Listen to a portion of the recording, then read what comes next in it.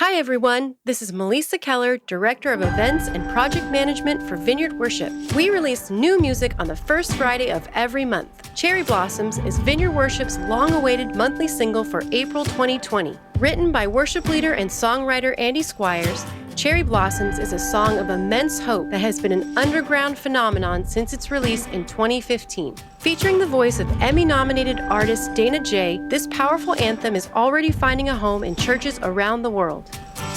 Well, I feel a warm wind blowing,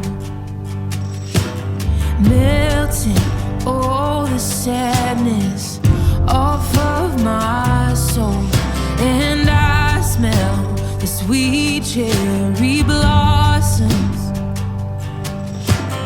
pouring all the gladness into my soul. In winter, I believe you. In springtime, I see you. It's so good to be with you. My hope has come. Lord, you make all things new. Your love is my breakthrough. Now I sing hallelujah. My hope has come. Now I sing hallelujah. My hope has come. Now I sing hallelujah. My hope has come.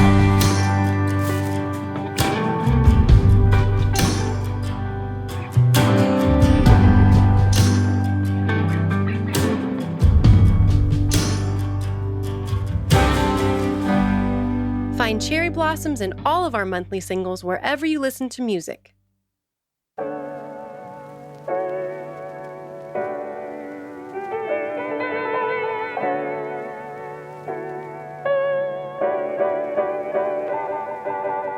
Chronic anxiety is a very specific form of anxiety. It's not PTSD and it's not generalized anxiety disorder. Chronic anxiety shows up anytime a human being doesn't get what they think they need that they don't really need. So chronic anxiety is generated as a response to a false need. We think we need something to survive and be okay, but we really don't. Anxiety, if you indulge it, only ever leads to more anxiety. And so what we need is the gospel of Jesus to literally displace and cast out our anxiety. And then the way I live by faith, because I think when we talk about living by faith, it feels so ambiguous. But living by faith for me is as simple as, am I going to believe my self-narrative or am I going to believe the gospel of Jesus? And they're almost always in competition with each other. And so you now have a decision to make. And to me, it's a daily decision.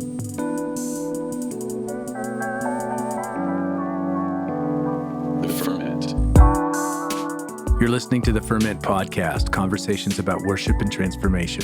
Today's guest is Steve Cuss. Steve is a pastor and the author of the book, Managing Leadership Anxiety, Yours and Theirs.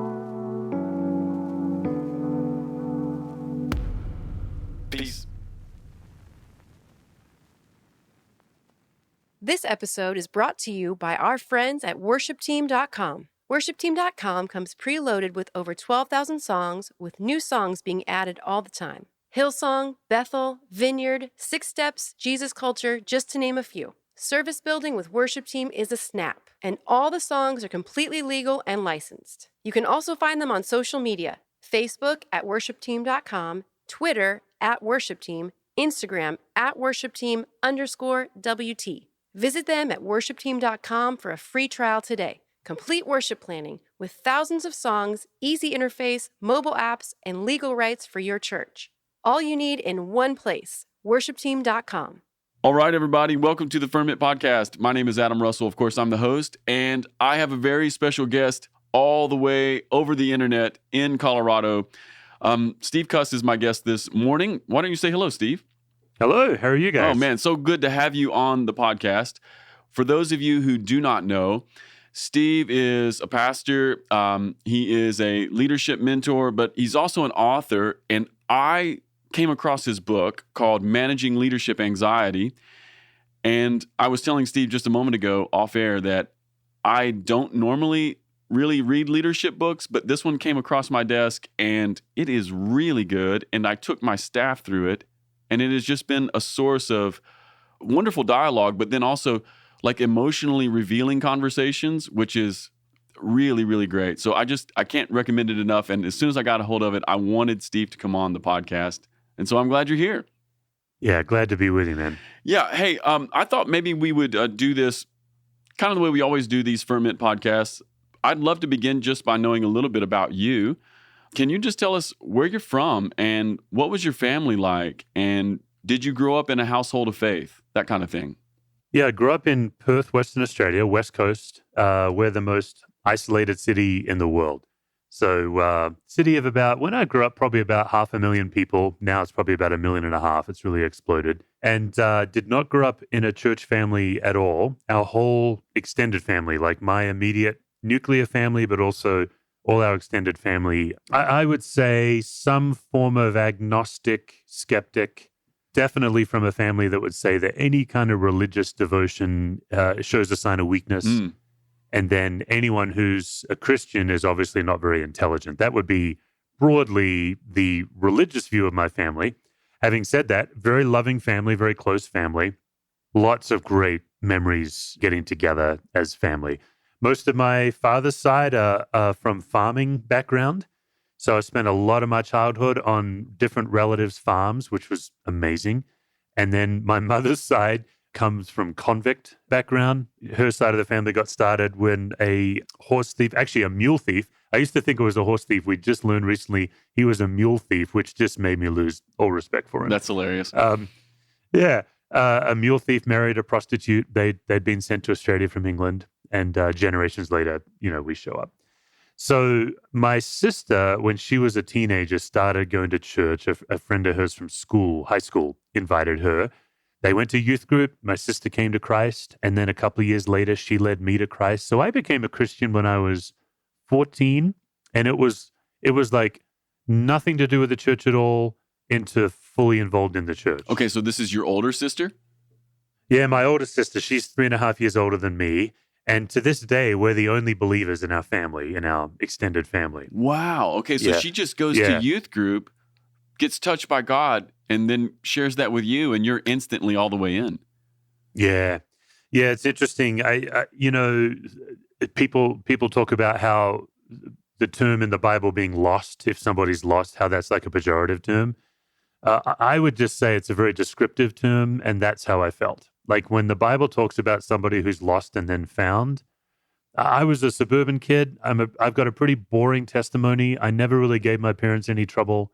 I was a straight kid. I've never been drunk. I've never been high. Like I remember having one puff of a cigarette when I was 8 and thinking, yeah, no, that's not for me. Yeah. So I'm just a straight arrow suburban kid, but I did know I was lost. I was absolutely lost. And Jesus found me, and that was incredible news. My parents got pretty concerned when both of their kids suddenly became, I think, what they would describe as religious freaks. It's interesting, when you're a teenager, you're full of angst and you're always trying to define yourself. So I was convinced that we were being persecuted for the sake of the gospel, Yes, of course. Now that I'm a parent, I would say my parents probably thought we'd joined a cult and were probably trying to protect us from, as good parents. So fast forward all these years, my parents still are not followers of Jesus. My uncles, aunts, cousins, none of them, but we've got a very close relationship. We talk a lot about it. It's interesting for sure. I've been in the church now, 3.5 decades. And there's a lot of ways where I still kind of look at it like an outsider, probably because of my family of origin. Amazing. So when did you not just become a Christian, but when did things, I'm imagining, amplify for you so that you became a pastor? Because that's a big step, not just being a Christian, but going all the way into the ministry and saying, this is what I want to do with my life. Yeah. So I think I was 14 when I got baptized. And I just turned 17 when I really felt the call of God to be in ministry. I'd graduated high school. I was in university to study to become a vet, which is all I'd ever wanted to do with my life. a rural farm vet. I'd grown up on my uncle's farm and my great uncle's farms, and I just thought, well, what a life. And I was 6 weeks into university and just absolutely miserable, doing what I thought I was born to do and no happiness at all. And so I took the study break and just sat on the beach and prayed and really felt God saying, look, I'm calling you into the ministry, and let's have you, shepherd people instead of animals. And I just remember saying to God, what am I going to tell my parents? Because they were still pretty cautious and suspicious about our church activity. And it took me a week to find the courage to tell my mom and dad, I remember. And I remember sitting them down. It was like 11:30 at night. They ran a small business, and it was bookkeeping season, so they were doing a lot of hours at work. And like my mom would roll in at 11 p.m. and my dad would roll in at midnight or something. And I remember saying, I don't remember which one came home first. I just remember saying, look, there's something I need to tell you, and I've been afraid to tell you. Can you not go to bed? Can you wait till dad comes home or mom comes home? I don't remember the specifics, but they waited. And I said, look, I know I'm in university to be a vet. I want to be a minister. And in Australia, a minister could be a politician, like a minister of parliament. Oh, yes. Or it could be a preacher. And really, at home, at least at that time, the worst thing you could do with your life is really be a lawyer, a used car salesperson, a politician, or a preacher. Those would be like the worst of the worst. Yeah, so none of the options were good. No great option. My sister was a lawyer. Oh, okay, and perfect. is a lawyer perfect. to this day. Perfect. She's a lawyer. She's got a strong sense of justice, and she does a lot of work among people in need of a good lawyer. And so my parents said, what kind of minister do you have in mind? And I said, I want to be a minister of the gospel. I want to work for the church. And it's still to this day is an amazing thing. And they gave me their blessing. They said, look, we think you'd be really good at that. You should do that. And everything flipped. They basically, my parents are all into commitment and integrity. They're people of incredible integrity. And they basically said, if you're going to be a minister, you need to be at church all the time. So they just went from being highly suspicious to fully embracing. It was incredible. And what a beautiful story. Incredible. Even to this day, like my mom and dad are not followers of Jesus, but they're very proud of me. They're always interested in what I'm doing. What I do and what I believe doesn't necessarily make a lot of sense to them, but as parents, they're incredible. In fact, I'll just tell a quick story just to give you a sense of the quality of my family. I moved to America to do my theological study, which also had their blessing. Aussies are very adventurous, and my parents had traveled the world when they got married, and my sister traveled the world. So this is a thing we do. So I came home after being in America a couple of years with my college, doing theological college, and it was Christmas time, and we're all at my grandfather's house, my mum's dad, and there's, 40 or 50 cousins and uncles and aunts at the house, and we're about to eat. And my grandfather gets everyone's attention, and he says, all right, everybody, Steve's home from America, and he's going to give the family prayer before we eat. And I'm looking at my granddad, I'm like, family prayer? Like we have never in my life prayed as a family, ever. We don't own, like our family owns 2 Bibles, my sister's and mine. That's it. Mm. And but that was my grandfather's way of saying to the whole room, he's with us, and we're into what he's into. It was incredible. That's beautiful. I love that. So I just one more question on this, and then maybe we'll talk a little bit about your book. I'm just listening to your story and wondering, number one, I'm assuming your parents have been to visit you here in the States? Yeah, and multiple times. Yeah, we see each other, try to see each other every year. Okay, so when they come over, do they go to church on Sunday with you? Oh, yeah. Okay, yeah, they'll come to church. What do they think? I'm just so interested. Oh, it's interesting. So our church is designed for 2 populations, for followers of Christ who want to grow in their faith, and for skeptics who want to have a safe environment to ask whatever they want. And so in a very real way, I'm just trying to reach my parents. And obviously, the book gets pretty personal about how our own narrative informs our leadership, but that's it for me. And so we have designed a church where the worship leader, whoever's on stage, everyone communicating. Like our worship leader, he's amazing. His name's Jimmy. And actually, we now have a new worship leader named Mariah. And, they both grew up in the church. They totally get the vision. So Jimmy will frequently, before we start worship, say something like, look, it might be weird to you that suddenly we all burst into song together. Here's what we're doing. You can participate or you can watch. Just that little 20 to 30 second explanation. And it's funny, Adam, you mentioned Vineyard. I've actually coached some Vineyard leaders in how to invite skeptics in. And I remember one Vineyard church saying to me, man, I wonder if we should stop doing our healings because we get into some pretty unusual things in our service. And I remember saying, oh man, that would be terrible that you'd actually stop healings. Mhm. All you have to do is explain it. All you have to do is say, hey, here's what's about to happen and you can participate or not. So my parents love it. We built a building for our church. We were a portable, struggling church plant and we were able to raise money and build a building. My parents gave money to the building project. I love that. It's incredible. And then I so love that. Yeah, they wept. I toured them through the building and they were tearing up. And I was tearing up. It was really emotional. And, on the one hand, it's an incredible story of what God's doing. And what's also true is if I were like running a soccer league and I built a soccer stadium, same story. Like they're just looking for ways to be proud of their son as parents. But it is beautiful. I mean, considering, I've given my life to something that my extended family generally thinks is nuts. It's pretty amazing. Yeah. Steve, just hearing your story actually makes your book make a lot more sense for me. Yeah. We're going to get into some of this, but just even ideas like differentiation, like hearing your story makes concepts like that are in your book makes so much more sense for me, and just the way that you've maybe even embodied it. So I just want to say thanks for telling your story. Well, and I have to say, my parents have also embodied it. Like, I would hate for anyone to be listening to this story and not be hearing really how my family's remarkable. So I'll give you a quick example. I know we need to get to the book, but my parents, for several years after I grew up in the city, they then retired and moved onto a farm, 500-acre farm, or what we like to call in Australia a backyard, And so my mum and dad got new neighbors. And they're just getting to know each other. And the neighbor asks my dad, oh, do you have kids? Oh, yeah, I've got a daughter and a son. Well, what does your daughter do? And my dad said, oh, she's a lawyer. Oh, well, then what does your son do? Well, he's a preacher.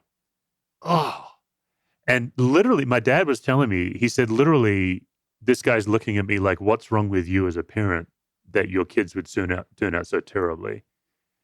And hearing my dad explaining to this guy, oh, you don't understand. Like the church that Steve's running is not like that. They're not only after your money and they're not idiots. They're very intelligent. He has a PhD astrophysicist in his church. Like my dad is that. I think that's a testament also to the power of differentiation that my family of origin has also been able to overcome their own biases and the story they told themselves to stay connected. So that's great too. In order to stay connected to you, even when you're not there. That's part of what I hear in that story, right? That's right. Yeah, I mean, I'm far away geographically. Yeah, your dad doesn't have to respond like that. You would never know. Right. Yeah. Right. Yeah. Right. Hey, let me just ask you one more question about your parents, because I know Australia had all those insane fires. Yeah. Did it come near them, and are they okay? No, they're fine. I appreciate your asking. The worst fires in recorded history, all on the East Coast, and we're about 3,000 miles away. So my family was safe. My uncle was getting closer to them, but never in danger. But what's interesting, Australia is so spread out that the human loss of life was actually relatively low, and it's the fauna, the animals that got decimated. Yeah, I read, and what do I know? I don't know that it's even real, but I read hundreds of millions of animals just wiped out. Yeah, they're estimating 500 million to 1 billion animals, and I think still getting their mind around it. And the real issue is some of these little minuscule marsupials that are endangered, hoping that we haven't lost an entire species. That's unbelievable. Yeah, that's a big deal. Yeah, we're definitely in some sort of a cultural moment. We're experiencing global pandemic, and then even things like fires in Australia. We're in some sort of, just feels like a global upheaval in many ways. And maybe we'll come back to that at the end of our podcast. I have a couple questions for you. Hey, this is what I'd like to do if we could. I'd like to pivot here just for a moment, Steve. And I want to talk to you about your book. And I just want to begin with maybe letting you riff for a moment and share with us just some stuff about leadership and maybe healthy leadership. So I would love for you to maybe outline a little bit for us. What are some of the dynamics of a healthy leader? And then maybe what are some of the dynamics of a healthy team?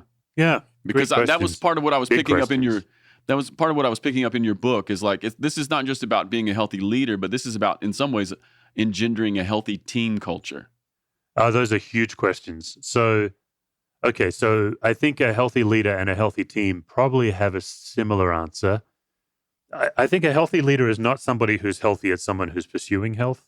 So I think it's helpful for people to know, I don't think you ever graduate and then become a healthy leader. I think it's just that you are in the continual pursuit of health. And to me, that would be defined by two core traits. One would be that you're a fully integrated person, or that you're working on integration, that your emotions and your intellect are integrated, and that you are as aware of what's going on under the surface of what you do as you are of what you do. So, a lot of what I write about in the book is how do you actually tap what's going on under the surface in your life? Because it is infecting your leadership, whether you think it is or not. I do a podcast too, and I ask every guest a set of questions at the end of the interview. It's what I playfully call it my gauntlet of anxiety questions. And I've just had a couple of times where a guest is not aware that they're anxious. I'll say to them, how do you know when you're anxious? And they'll say, oh, I'm not an anxious person. Because what they mean is I'm not generally afraid of much, and I don't seem to worry much.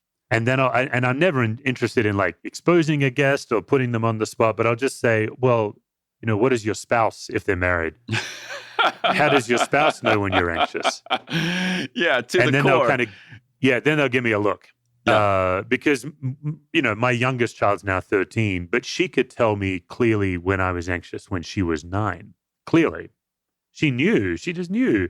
Because everybody knows when your shadow side shows up. So that would be the second side of a healthy leader, is you are mindful of the negative impact of your actions on others, and you're able to do repair and to work on the negative impact. So I think, therefore, a healthy team is one where everybody is aware of what's bubbling under the surface in each other, and everybody both at the same time has grace for the impact of another, but also holds them to account for it. Yeah. And so, like in my case, I'm the lead pastor in my church. I'm the boss of all, but I have key leaders who can come to me and say, hey, you're not well right now. I'm noticing you're doing that thing again. And sometimes I'll be combative in the moment. I'll be defensive. But I've done this enough to go back and be able to say thank you and do repair. And so it's not about suddenly becoming like some kind of Yoda, where you're the guru. It's I think you've created a culture where people can come as their full integrated selves, and then you can also help each other move toward health. Yeah. So part of what I hear you saying there is a healthy leader and a healthy team are both growing in some very specific kinds of self-awareness. Yeah, for sure. And self-awareness is a hot topic right now. So yes, self-awareness is a good start. But I think we also know people who are self-aware, and I believe that the appropriate podcast vocabulary is they're jerks about it. They're just. Yes. Right? They're self-aware, but no one actually still wants to be around them because they don't give a damn. Yeah, so I'm aware of myself, but I just give myself a pass. You have to deal with it. That's the way I am. So I think actually the journey is that you're hungry for transformation. You actually want the Spirit of Christ to invade your life, do some difficult work in areas of pain and shadow in your life, so that your self-awareness now becomes the gate to transformation. It's not the end. So, I think every one of us knows somebody who'll say something like, well, I just tell it the way it is. Yeah. And you're like, no, you don't. You don't tell it the way it is. You tell a highly subjective version of reality. You actually are so wrapped up in the story you're telling yourself that none of us can get in and actually help you break free. You're actually a slave to telling it the way it is. That's a self-aware person that isn't interested in transformation at That's all. right. Well, that's a great distinction. I know that I've experienced some of these even very similar conversations with people who first encounter like the Enneagram or something. And so for myself, I'm an Enneagram 8, who by nature tells it like it is, right? Right. But what I hear in what you're saying is, and I'm just make this personal, if I'm not interested in personal transformation, if I'm not interested in the impact that I'm always having on the room or my family or my staff, well, then what's the point of even that first little bit of self-knowledge? That's right. And the Enneagram is a good example, because I do think there are so many people today who are an absolute gift to kingdom leaders with their Enneagram knowledge. It really is, I think, a very powerful tool. But it's like any other tool. It's a power tool, and if you don't know how to use it, you will do damage. And that the way people use the Enneagram, some people are using it as a pathway into transformation and a deeper encounter with Christ, and a lot of people are using it to hide behind. Well, in your case, well, I'm an 8. What do you? This is Deal my with gift it. to the kingdom. Yeah. Yeah. And I've seen it with entrepreneurial type A distracted leaders, where they get bored, and so they blow something up so they can be the hero to rescue it. And they'll say, well, that's just the price we all have to pay for my entrepreneurial gift. Mm. And I would just say, as a leader, that's a bunch of crap. That's absolute crap. You can be entrepreneurial, type A, and driven, and also be aware of how the shadow side of that gift negatively impacts your organization, and how you can actually grow in maturity as a leader. Self-awareness is great. Without it, we're all narcissists, but only with it, we're all self-absorbed. And I think I'm casting a vision for something way beyond that. I think you are too. And even in the little story that you just told there about a, type A driven entrepreneurial leader, without some of this deeper self-knowledge and a commitment to change, then the people in the organization or the people on the team who have maybe like high responsibility, who feel responsible for things, we're just completely unaware that we're destroying those people all the time with our, next thing, blow it up, next thing. One of the things that was happening on my staff, and I wasn't aware of this for years, is that I had 2 people who were really high in like gifts of empathy, but specifically responsibility. And I'm an external processor, so I can't even know if I like an idea until I talk about it as a team. So I'm sharing things with my team. These are literally just ideas that I'm not even committed to, but I have these 2 people on my staff who are hearing me say, Adam wants us to start working on these now. But I totally didn't, right? Yeah, that's a brilliant example, because you're aware that you're an external processor. That means that you say ideas that you don't necessarily care about. But as an 8, you sound like you care passionately about them.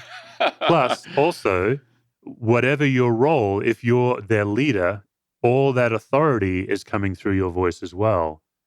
And if you're not aware of that, man, you can be exacerbating a really good group of people. That's right. That's great. And I'm only now beginning to do work on that, but I am learning to qualify external processing sessions as no one here has to do anything right now. We're just spitballing. I'm having fun. Yep. Let's just That's let's a put it great down. example. Yeah, you're just saying, hey, this really serves and helps. It's helpful. It's actually a vulnerable moment. I wish I was the kind of person that was more thoughtful, but I'm not.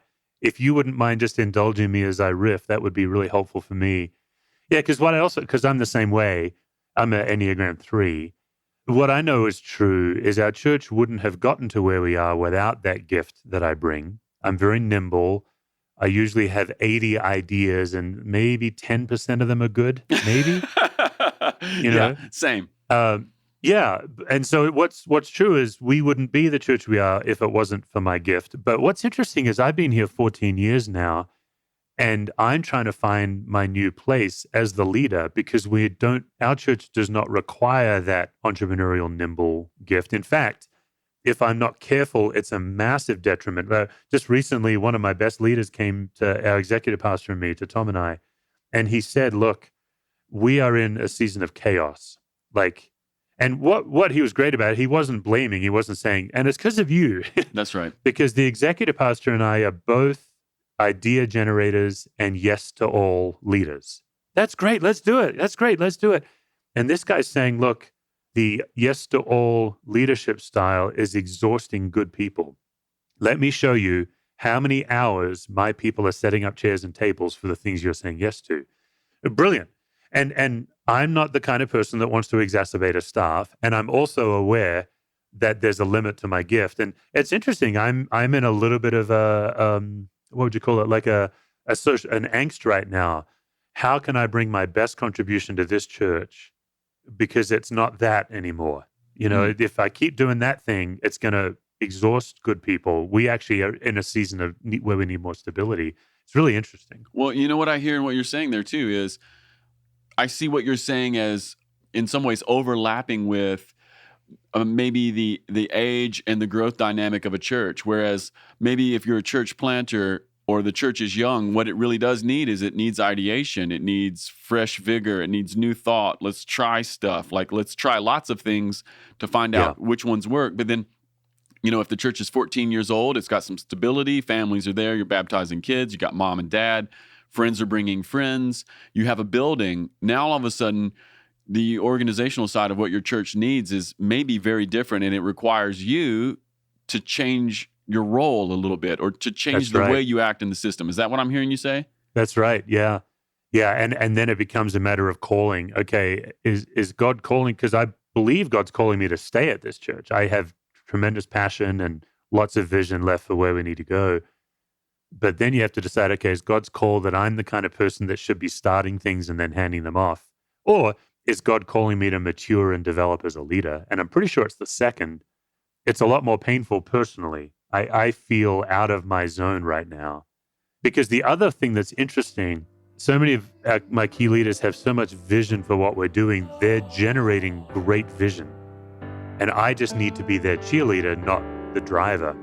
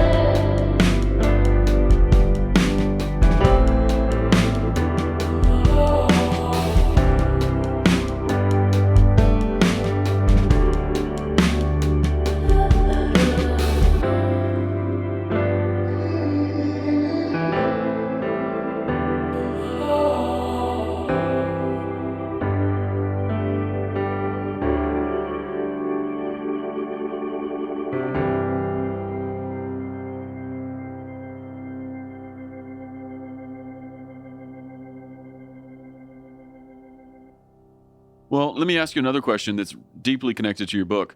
If I understand your book right, and you can correct me here, but if I understand your book right, it's kind of like a family systems approach to anxiety and leadership. Yeah. And I think some of those terms would be really new for a lot of the people who are listening to this podcast. I would love it if you would just maybe sort of outline what is family systems, or how would you describe that, just so that we can kind of like catch some people up into what to expect in your book. Yeah. Yep. Okay, great. So it's pretty simple. I believe that one of the primary things that God loves to do with a human is transform us and make us free from whatever we are tightly holding on to or whatever has us in its grip. I think there's a strong theology of bondage and freedom all through Scripture. And I think the other thing God is interested in is us as a people experiencing profound peace, shalom in the Old Testament all the way through. I also think what gets interesting is psychotherapy generally has those same goals. They want people to be transformed. They want peace. The difference is in the kingdom, the end result is worship. And I think that's what we're after as people, is more worship of God, the King. So I just study psychological principles that have alignment with the kingdom values. When I was a hospital chaplain, I had the incredible privilege of being trained under one of the people who was a family systems theory student. He was actually trained by the founder of family systems theory. So people understand psychology, Freud and Jung and all of that stuff. Systems theory has two simple ideas that are profound for Christians. The first idea is problems aren't just generated inside us, they're also generated between us. And that's not radical today, but it was radical in 1954 when it was founded. Murray Bowen is the founder of family systems theory, and he was paying attention to his paranoid schizophrenic patients in a psych ward. Bowen's a psychiatrist, and he was just working through the lens of medicine and Jungian theory when he started to notice the way that these schizophrenic patients would relate to their parents on visitation day. And that's when the light bulb went on for Bowen, where he's like, okay, wait a minute. The problem isn't just inside these guys. The problem is also the way they relate to their parents. So systems theory was born, and he came up with 8 basic concepts, and we won't cover all 8 today, but one of the basic concepts was understanding the nature of chronic anxiety. That's the second big idea. So if the first big idea is problems aren't just inside us, they're between us. The second big idea is if you can understand the nature of chronic anxiety, what it is, when it shows up, and how to move through it, you can experience that transformation that Jesus offers us. You can experience the peace of Christ that passes understanding. And chronic anxiety is a very specific form of anxiety. It's not PTSD, and it's not generalized anxiety disorder. Chronic anxiety shows up anytime a human being doesn't get what they think they need that they don't really need. So chronic anxiety is generated as a response to a false need. We think we need something to survive and be okay, but we really don't. So a classic example for me is one of the things I believe I need in my life is to always have the answer at the ready. If somebody asks me a question, it's very, very difficult for me to say I don't know. Sure. We can go into why I had that need, and for me, it's deeply tied to always feeling stupid as a kid. I just always felt like the dumb kid. So I overcompensate because that's a terrible feeling. Every time I feel stupid, I feel exposed, like the whole classroom knows I'm stupid. I then go into shame. So it's a very technical thing. But what that looks like as a leader, now I'm a lead pastor, and I have this weird false need that I need to always know the answer. You imagine what it's like to, for example, be in a staff meeting. A staff member, maybe they ask me, how long are we going to be in lockdown with the virus? That's right. Now, the correct answer is, I don't know. That's the correct answer. Nobody knows. But I have this false need to know. Then where things get really interesting is if a leader can start to identify, okay, what is something that I think I need that I don't really need? Okay, what do I do next to mitigate that need? And that's why chronic anxiety doesn't have a whole lot to do with worry and fear. It has to do with how you show up in a group to get what you need that you don't really need. So I'll exaggerate, I'll riff, I'll try to answer. But if I'm aware going into a meeting, oh man, I'm the kind of person that thinks I needs to know, I can actually die to that need before I go in the meeting. I've done this so many times. I'll say, you know what, Lord? Jesus died to free me from needing to know the answer. I can sit in that meeting and I can say, I don't know. And my identity is in Christ. It's not in looking impressive. Yeah. And that would just be kind of a blow by blow. Every leader has somewhere between 8 and 50 false needs that we think we need that we don't really need. Wow. And the more you can name them concretely, another need of mine that I identified this one maybe 10 years ago. So I've been doing this work now 25 years. So I was 15 years into doing this work where I identified this need. I believe every sermon must be gold standard for me to be okay. And suddenly I realized that's unsustainable. And then when I start to work on, okay, well, what happens when I live out of that need? I'm now putting pressure on my wife to tell me that the sermon was amazing, and on it goes. I think what's helpful is if a leader can identify as concretely as possible their needs, even just saying, I need to know the answer, getting as specific as you can. So with preaching, it helped me to name, I believe that I need every sermon to be gold standard every time. I think that act of saying that out loud to another person is what the Bible calls confession. So I think even if you just think it in your head, you're not as free from it as if you get somebody you trust or someone who's safe and you say, I need to confess something to you right now. I've discovered in my life that I'm operating out of a false belief that's generating anxiety in my life. Because what would happen for me is if I'd preach a sermon that I didn't think was very good, I'd be all bent out of shape. But worse yet, if I preached a sermon that I thought was really good, Yeah. I'd put myself under so much pressure to top it the next week. And I'm no longer proclaiming the gospel. I'm playing a whole other game. Yeah, your ability to name what you need and then your ability to write down or to say to somebody the impact of that behavior, that's when you can start to transform. Yeah, and isn't it interesting, because you just sort of labeled it as confession, and isn't it interesting that the Bible says that if you confess your sins to God, you'll be forgiven, but if you confess your sins to a brother, you get healed? Yeah, that's right. It's really interesting. I love the way you just sort of frame that. Yeah, I'm all for Martin Luther. Reformation's cool, but we owe the Catholics with confession. Us Protestants have lost something great with verbal external confession for sure. I'm also wondering too, just as you're talking about naming unmet needs, things you thought you needed but you really didn't, is this connected to that section in your book where you're talking about childhood vows? Yeah, so a childhood vow is one of the deepest forms of the work of uncovering these needs. So you can just begin by just trying to pay attention to what you believe you need that you don't really need. But a childhood vow is one of the deepest plunges you can take. And a childhood vow is simply, it's an inciting incident that happened when you were a kid that was painful. You've then made some kind of secret agreement with yourself. And it's usually an overt agreement where you know about it, or it's a subconscious agreement, you're not aware of it. And instead of living by faith, anytime you're under pressure or exhausted or feeling attacked, you end up depending on your childhood vow instead of on God. So in my life, I grew up with a pretty angry dad. He did a lot of yelling. And so I made a vow, I am never going to let somebody know that I'm angry at them because I don't like the way it feels when someone lets me know that. Now, that's a completely unsustainable vow.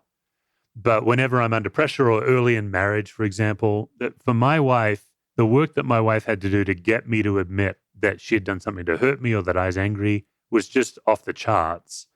But that vow is keeping me bound. A friend of mine, he was raised by a violent alcoholic, and he's public about this. He says that he made a vow where he became hyper aware of how to make sure no one ever explodes. So you imagine him as a pastor now walking into a room feeling this crazy pressure to keep the peace. The way he would say it is that vow literally made him survive childhood. He may have actually been killed by his violent dad as a kid if he didn't learn how to protect his mom and appease his dad. His point is, but it strangles you as an adult. You know, it's like still trying to put on clothes as a kid. You just can't fit in them anymore. So yeah, I do a whole chapter on childhood vows. I'm mostly indebted to a guy named Jim Harrington and a lady named Tricia Taylor. I use quite a bit of their material with their permission. People can Google them and find this stuff, but that's a childhood vow. Yeah, it's interesting. That was one of the most useful chapters for our staff, even in terms of just bringing new levels of awareness of who we are as people and then how we work together and then even just how we show up together as a staff. And just for me personally, I had a really hard time identifying any childhood vows at the beginning, and it took me over a week. It took me probably 2 weeks before things began to surface. Yeah. And then it was like the switch flipped, and then I became very aware of one of my most core childhood vows, which was everything depends on you, no one will help you. Yeah. And then I began to realize, oh my goodness, here I am, I'm a 41, almost 42-year-old man, and I've lived with this really untrue idea that everything is up to me, you know, and no wonder I carry everything. I've always been a person with too many jobs, doing too many things, and fairly fatigued, not just in my body, but in my soul. And so being able to name that, I'm not all the way through it, but at least I can name it, and I'm able to see this is how I operate when I get stressed or when anxiety comes into the system. I just want to take control. I'll just take control. It's easier. I can do it, and it's all up to me. It's a really great example, Adam, because first of all, if it only took you a week or two, that would be pretty quick work. I thought that was long. I thought that was. I felt deficient in that way. Most people when we teach childhood vows at our church, the most common response I get is people say, "I'm sure it's true, and I'm sure I have one. I have no idea what it is." And it just takes some time. But the other reason I like your example is because one of the ways that you can notice a childhood vow is you have to listen to your self-talk, and you're listening for superlatives, and you use 2 superlatives. Everything, I don't remember the second one now, but I picked up 2 superlatives when you said your vow. Everything depends on me. No one will help. No one. That was the other one. And so superlatives and exaggeration and musts and shoulds and oughts are all good indicators that you're living under a vow. And then the next step is you can now try to compare it to the good news. Like this, the way you know that chronic anxiety has you in its grip is it always leads you down a path of bad news. Less peace, less freedom, more anxiety. Like, so my chronic anxiety traditionally shows up in a spinning mind. I believe the lie that I can worry my way to peace. But anxiety, if you indulge it, only ever leads to more anxiety. And so what we need is the gospel of Jesus to literally displace and cast out our anxiety. And so doing childhood vow work, you identify it, and then you actually write down the impact of your behavior when you've been living out of that vow. And then you just, what I do is compare it to Scripture. I go hunt Scripture for what's true. And then the way I live by faith, because I think when we talk about living by faith, it feels so ambiguous. But living by faith for me is as simple as, am I going to believe my self-narrative, or am I going to believe the gospel of Jesus? And they're almost always in competition with each other. So your belief that it's always on you is in direct competition with the gospel, which is it's always on God. And so you now have a decision to make. And to me, it's a daily decision. And so if I was in your shoes, Adam, or if I was coaching you, I would just say, okay, set your stopwatch for about 3 years. That's about, if with daily practice, it'll take about 3 years for that vow to dissolve its grip on you. Wow. And so now you've got 3 years where you have to be very kind to yourself, because you've been living out of that vow for about 40 years. And that vow's... Yeah, that's right. It's been a constant companion. It's gotten you through some tough times. It's gotten you probably very productive. It's probably had people affirm you. Oh, wow, Adam, man, we can count on Adam, that kind of stuff. Well, and that's been part of the revelation for me beyond the childhood vow has been all the ways in which I've been affirmed by it. Yeah. People look at me and go, oh, Adam's really high capacity. Boy, if we need something done, let's count on Adam. And then you take that as part of your identity. And that's where it gets really tricky, is sometimes people will do this work and they'll say, oh man, if I do all this work, am I just going to be some kind of a hippie who lays around in a hot tub the whole time smoking weed? You know? And I was, maybe. But more likely, you will still be productive. Like, for example, my vow about gold standard sermons, I still have a genuine drive to preach the best sermon I can every week, because I believe that's glorifying to God. The difference is I'm not in the grip of it anymore. That's the thing, is like, you will still be a productive person. You'll still be a very responsible person when you've gone through all this, but you will no longer be in its death grip. It'll now become a tool that you can offer the kingdom rather than something that has you in a squeeze.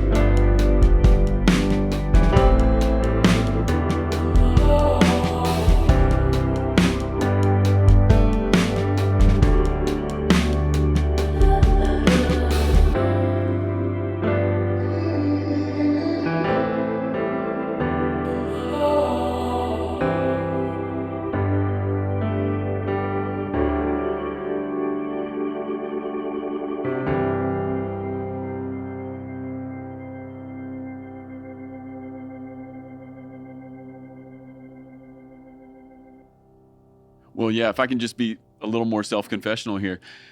One of the things I've started to do, and I'm talking about literally in the last month, as a result of this, I have taken one of my email accounts off my phone. Good.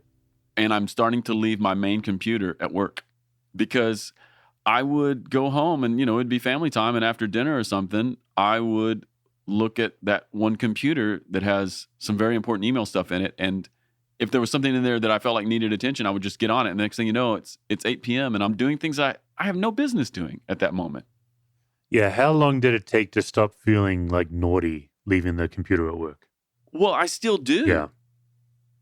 I still do. I still feel the emotional resonance of it is still with me, but I do know that, I'm trying to lean into the idea, to use your phrase, it doesn't all depend on me. It actually does depend on God. And because of that, I can have some margins. But yeah, I leave my computer at work and I still feel, wow, I should take it home. Yeah, that's really good work. Yeah. Take you about 3 years is my experience. And there's a couple of hacks you can do to speed things up. So like you could study Sabbath through the lens of control, not through the lens of rest. There's a whole theology of Sabbath you might know this, Adam, but that's linked to letting go of control as much as it's linked to getting rest. And then the better hack, this is a family systems tool, is you have to find ways to be irresponsible and not tell anybody. And not tell anyone. You can't. No, if you tell people, that's not going to work. You can't tell your team, hey, I'm going to drop a ball and let you down. Just want you to know I'm working. Oh, you just have to drop a ball and let them down. So what I did 6-7 years ago, I intentionally got up and preached a really bad sermon at my church. It was just really bad, to break this vow, to break this thing. And I couldn't tell anybody that I'd done it. Like I couldn't say, hey, I'm doing some inner work to help me. I just have to get up. I have to preach badly. And then I have to take compliments when people say, thank you, that was so good. Oh my gosh. And I can't say to them, Painful. hey, it wasn't very good this week. And I tell you what, that's what, because God is as mischievous as we think he is yes. You preach a bad sermon and then someone says, boy, God really did something today through your words that I needed. Well, isn't that funny? Because especially back when I was in my worship leader days, on the Sundays where things were a train wreck, I would invariably meet people who would come to me afterwards and tell me, that was amazing. Yeah, that's right. And I'm thinking, I am so ashamed and embarrassed right now. That's right. Yeah. That's so great. Yeah, if you can find a way to be irresponsible, I wouldn't do it where you get the police are involved. Like I wouldn't do that. But, that's right. But something where you have to be irresponsible. I had a student recently in my class. We do this as a class. And he had that same kind of vow you have, strong inner critic. And he's an intern in our church, so he has no power whatsoever. And his vow is around making mistakes and getting it wrong. He believes the lie that he has to get it right the first time, every time. Tremendous pressure. So we did this little hack. We're like, all right, this week, make a whopper mistake and don't tell your boss. You can't tell your boss, hey, your boss told me to make a mistake, right? I so love this. To his great credit, he was game. He's like, all right. And we're like, how did it go the next week? We gather every 2 weeks. Hey, we're all excited. How did the mistake go? He's like, it was a real letdown because she didn't even tell me off. Oh, man. He actually would have felt better if she had laid into him. And he's like, I make this mistake.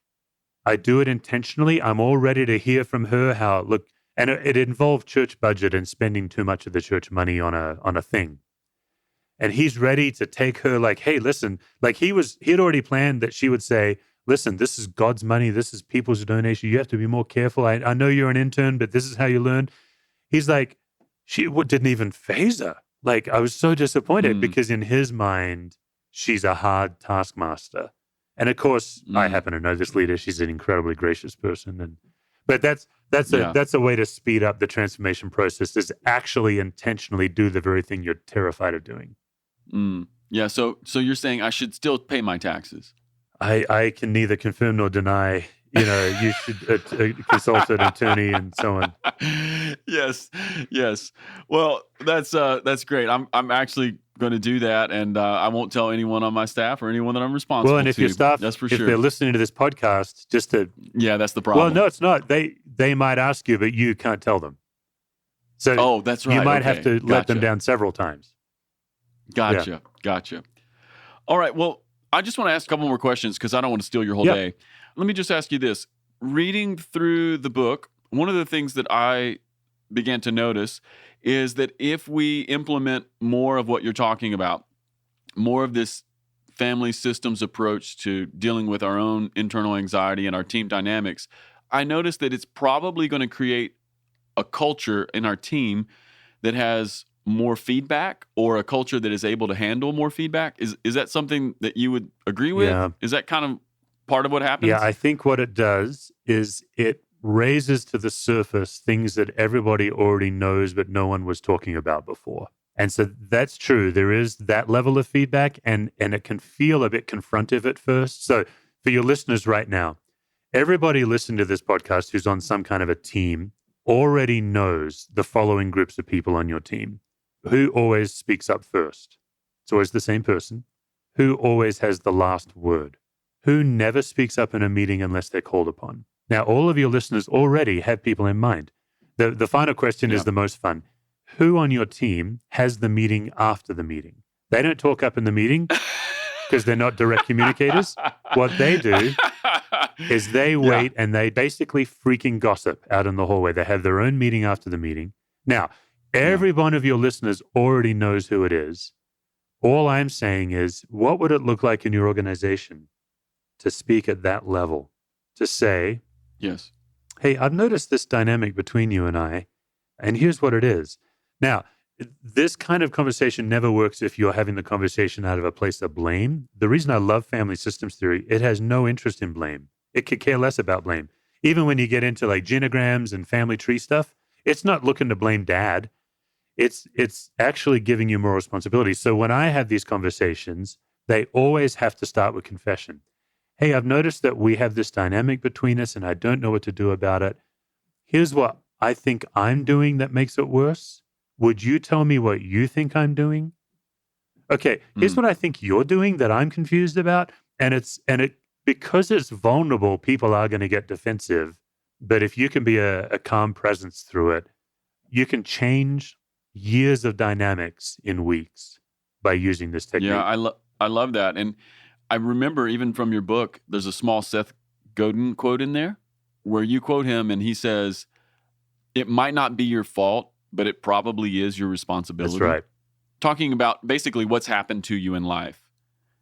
And I think part of what I love about a lot of this approach is, maybe there's some things that have happened to me in my life. Maybe some stuff happened to me with my family, or maybe some stuff is happening to me on the church team that I'm a part of.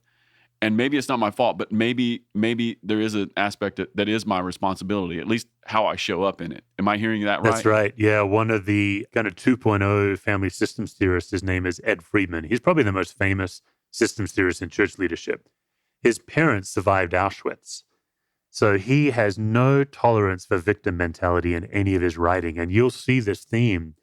Like, he doesn't care what happened to you, only how it impacts your team and how you can now have the power to overcome it. And I think that is the gift of systems theory, is that it actually gives you the freedom to take responsibility and to not blame your people. Like, most of the dynamics that are bad in my team, I have responsibility for because I'm the number one leader. So I have the most power to make things better and I have the most power to cause damage. And it's unbelievably humbling how much my emotional health factors our team's health. It's really disturbing, but that's reality.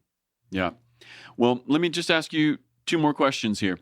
Number one, we've already sort of referenced this a little bit. Clearly, we're living in really strange times. It's a global pandemic. Anxiety is, in my estimation, up for a lot of people. I'd say so. And I know a lot of the pastors and worship leaders I'm talking to, we're all kind of scrambling, trying to figure out, how do we keep being the church? How do we stay connected? So many things. I'm just wondering, what would you like to say to pastors and leaders and worship leaders who are trying to lead in this kind of a moment? Yeah.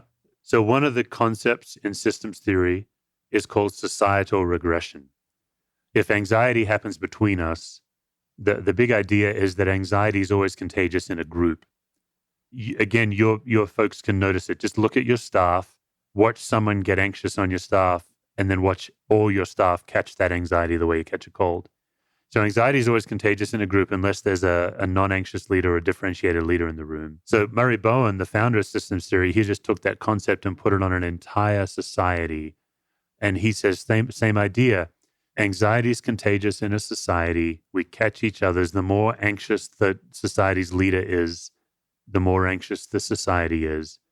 Regardless of your political persuasion, I don't care if you're a Republican or a Democrat, we have an extremely highly anxious president. We always have. That's right. And you can see at every press conference, he's just anxious and he is full of shame. He carries unbelievable levels of shame that he doesn't know what to do with. And it's turned into, in my opinion, pretty pathological narcissism. And once again, Democrat or Republican, I don't care. So we are being led by an anxious leader. And then social media is one of the fastest ways that anxiety can get caught in any system because we're shrinking each other down to two-dimensional objects rather than human beings. So here's what I would say is we need non-anxious, calm leadership more than ever. We need it at a local level because we're not getting it federally. Now we are, like Anthony Fauci, the doctor, he would be a phenomenal example of a calm presence. In our state, our governor, Jared Polis, is doing an incredible job of being a calm presence. And I wish I had a Republican governor so people wouldn't be listening to us thinking I'm anti-Republican. I assure you I'm not. Yes. But so we need our local leaders to be calm presence. And that means that our worship leaders and our pastors, we need to spend time figuring out how do you know when you're not okay? Because most leaders don't actually know when we're not okay. The people around us know, but we don't know. We're often the last to know. So I would say, first of all, we can do more work on understanding when we're anxious, some of the work you and I have been covering. But the second thing, Adam, I think is let's just put things in perspective. So, a lot of us are scrambling to figure out how do we deliver our worship services in a way that is meaningful to people in their living rooms. That's a real issue. And we're putting a lot of effort into that. But why don't you just, instead of that, why don't you just call a doctor in your church this week? Call somebody who has to suit up and call a city leader, somebody who is leading your city, and just ask them how they're doing and how you can pray for them. And that'll just help you put in perspective the level of importance. So, for example, our team has also done a lot of work we're not an online church, and now we are. We've scrambled as well. But 2 days ago, I called a doctor in my church. She does nothing but coronavirus diagnoses. That's her whole job right now. She's in an intensive care ward. And my goodness. I'm just chatting to her, how can I pray for you? And she's saying, look, first of all, when I'm suiting up in all this gear and I'm 3 or 4 layers thick in protective gear, she's saying, could you pray for me? How do I help be a calm presence to that patient when I look like a space astronaut? Like it just the physicality. And then she says, right. and would you just pray that I'm protected when I go home to my young kids? Yeah. Now that suddenly makes me realize, you know what? Church online crashing, Facebook Live crashing, it just doesn't matter as much. And this is an opportunity for our church leaders to go back to old-fashioned pastoring of our people, some of whom are in a life or death. We have a key leader in our local rescue mission, and he and I are on the phone once a week and just sharing burdens. He's saying, how do I feed 1,500 people a day when all my volunteers have disappeared? And I think this is a time for us to get real clear on what really matters and what doesn't. And then the other thing is, I feel like I'm on a bit of a rant, so just jump in if I'm. No, it's just great. I love this. I love this. Richard Beck wrote a book called Slavery to Death, and I plan on referencing his ideas in my Easter Sunday sermon. Beck says that in the Western Church, we focus on Romans, where Paul says that sin leads to death. He said, but in the Eastern Orthodox Church, they focus on Genesis 3, death leads to sin. And Richard Beck's idea is everything that we are doing, all of our sin and anxiety, is because we're afraid of death. And I do think this is an opportunity for followers of Jesus to remember the words of Paul, to live as Christ and to die as gain. I think because we live in a prosperous, healthy culture, we live in a Western culture where we're used to being in control, all of that's being stripped away from us. And I think up until this moment, we were saying to live a very long life is gain, and then to die as Christ. We might die. Like, I don't mean to be flippant about it, but some of us might die. And that, according to Scripture, that's gain. And we have to decide, does Paul know what he's talking about, or does our culture know what we're talking about? I think there's an incredible opportunity for the gospel to remind people that death does not have to be the end of your story. You can be folded into the grand narrative of God, where eternal life begins the day you accept Christ. You know, I think the outcome of a healthy, prosperous, control-based society is we want the longest possible life for everyone in our life. And of course we do. Yeah. That's not bad. If you want that, that's not a bad thing to want. But there is better news than that, which is abiding in Christ in eternity. That's right. And long life is not the same thing as meaningful. Yeah. Yeah, but of course, in our culture, we want a long, meaningful life. Like, we want it all. We want it all. We want it all, don't we? Yeah. We want it all. Well, hey, that's really great wisdom. Thank you, Steve. Yeah, you bet. Hey, let me ask you one more question. And this is the question we ask everyone on the podcast when we finish up. I'm just very interested in what you're dreaming about these days. What's the dream that's alive in your heart?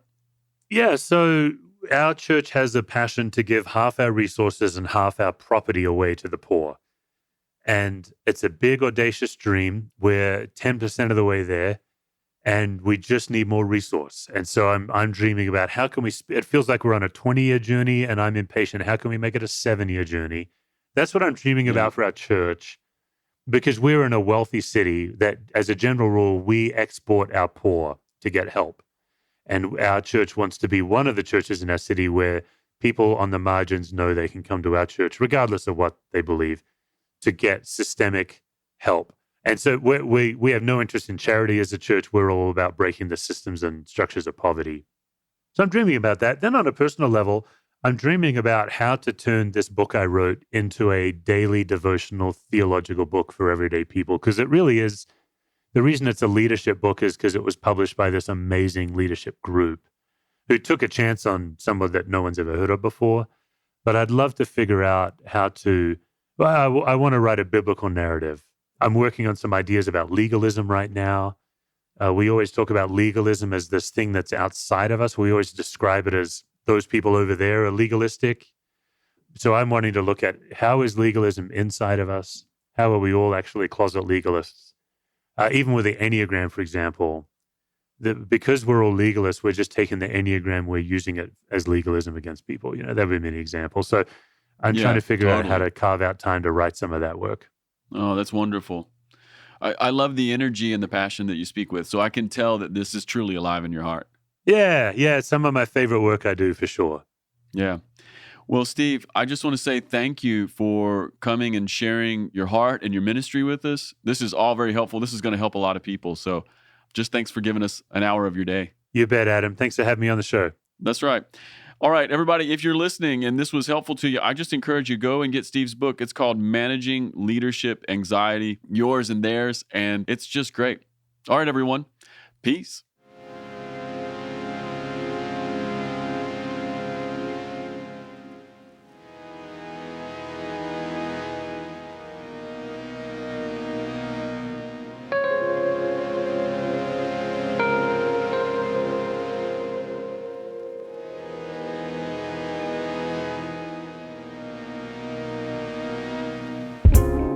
Hey everyone, Casey Corum here, producer of the podcast. Thanks for listening. I just wanted to remind you of a couple things. First of all, check out Cherry Blossoms, our new single, wherever you listen to music. Also join us on YouTube and Facebook Live, Sunday through Friday at 10 a.m. Eastern for our Vineyard Worship Together daily worship stream.